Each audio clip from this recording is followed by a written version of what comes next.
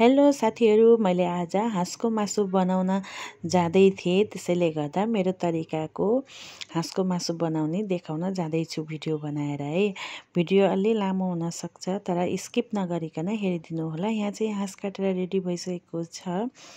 अरू यो हाँसको चाहिँ एउटा हिलो भन्ने पुच्छरमा दुईटा लम्बा लम्बा गरेको एक प्रकारको सामान हुन्छ है। त्यो निकालेर फेकेन भने मासु जति पुरै माटो गनाउँछ। यो फ्याँक्दै हुनुहुन्छ, निकाल्नको लागि अलिकति दिक्दारी हुन्छ कि साथीहरू।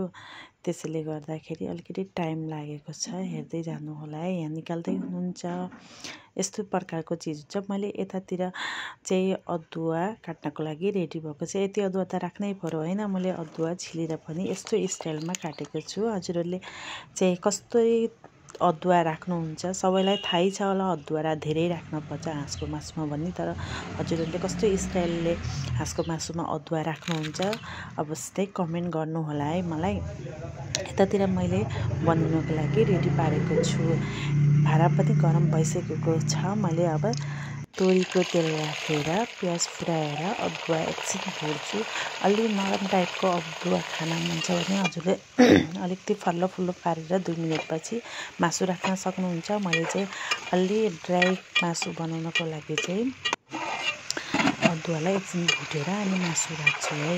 अनि फेरि मासु पनि राखेर एकछिन छोपेर भुटिसकेपछि मैले यसमा हल्दी नुन राखेर एकछिन चलाएर फेरि भुट्छु, किनकि मलाई ड्राई टाइपको बनाउनु छ नि त यो हाँसको मासु। त्यसैले गर्दाखेरि मजासित नुन हल्दी राखेर पनि भुट्छु। यतातिर फेरि अन्डा पनि यस्तो फुटेछ कि त्यसले गर्दा यसको राम्रो हुन्न नि त। त्यही भएर मैले साइड गरिदिएँ त्यो अन्डालाई।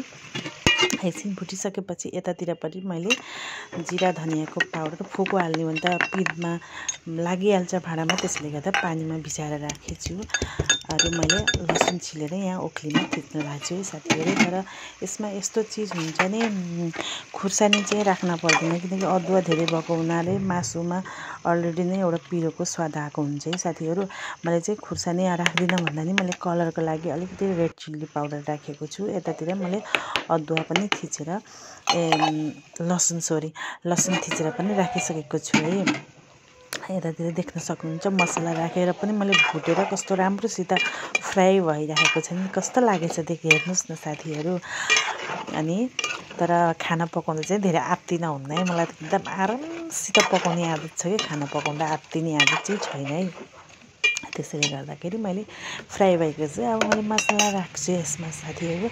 मसला राखिसकेपछि राम्रोसित फ्राई गर्छु। फ्राई गरेपछि यो मासु अलिअलि छुप्पिने जस्तो टाइपले मैले पानी राख्छु, किनकि मलाई मसला भुटिसकेपछि पनि मैले पानी राखेर त मासु त पकाउनै पर्यो होइन, किनकि हाँसको मासु त अलरेडी एकदम टाइट हुन्छ।